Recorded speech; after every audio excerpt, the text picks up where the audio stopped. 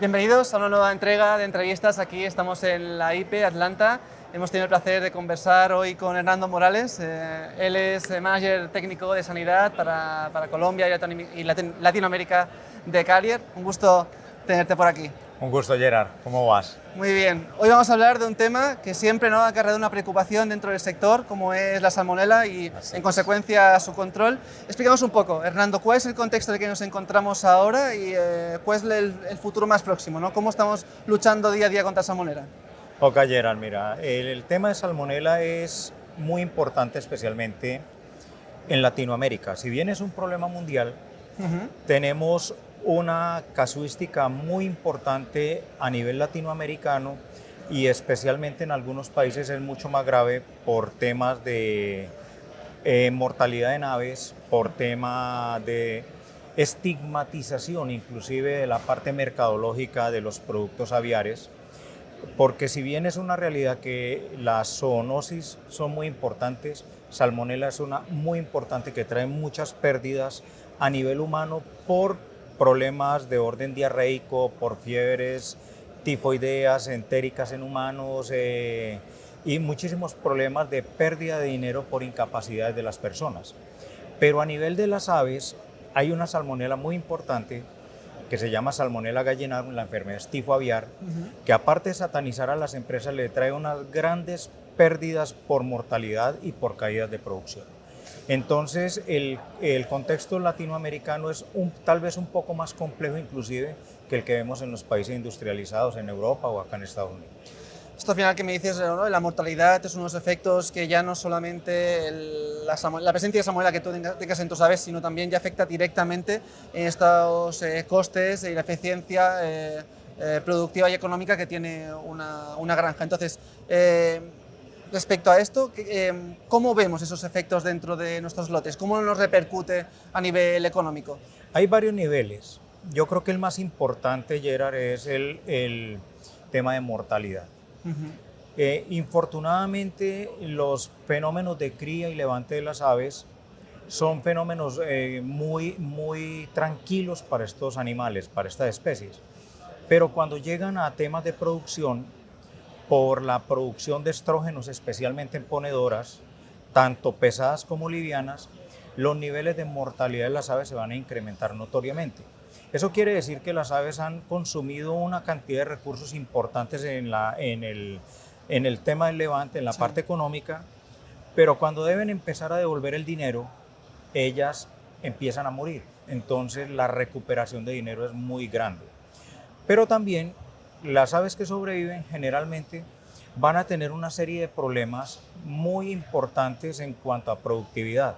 Son aves que van a perder peso y van a perder uniformidad durante todo el resto de su vida, teniendo unos tremendos problemas de bajones de producción y la rentabilidad del negocio como tal se va a ir mucho más al piso. ¿Por qué? Porque van a consumir la misma cantidad de alimento, pero van a producir mucho menos de lo que se está esperando de acuerdo a la casa genética o de acuerdo al indicador zootécnico que tengan las compañías. Entonces tenemos por un lado esa mortalidad, que puede haber un índice de mayores parámetros de mortalidad, pero también en los pollos que se nos quedan también puede haber un menor índice de conversión y menor productividad, ¿no? Así es, así es. Eso definitivamente atenta directamente contra el negocio. Entonces también me gustaría preguntarte, porque al final yo creo que es un concepto que es muy importante diferenciar, que es el término de control de salmonela y luego exterminio de salmonela. Entonces, ¿cuál es la diferencia y cómo actuamos? ¿Cómo se actúa en cada caso y cuál es la mejor manera? Ok, yo creo, Gerard, que es muy importante diferenciar adecuadamente los dos términos. Una cosa es erradicación y otra cosa es control.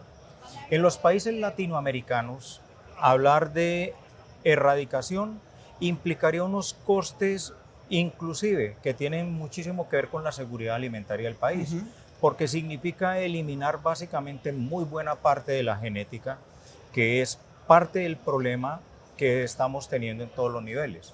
Y por nuestras economías es muy difícil que algún país decida subvencionar al avicultor para que decida hacer el tema de erradicación como tal.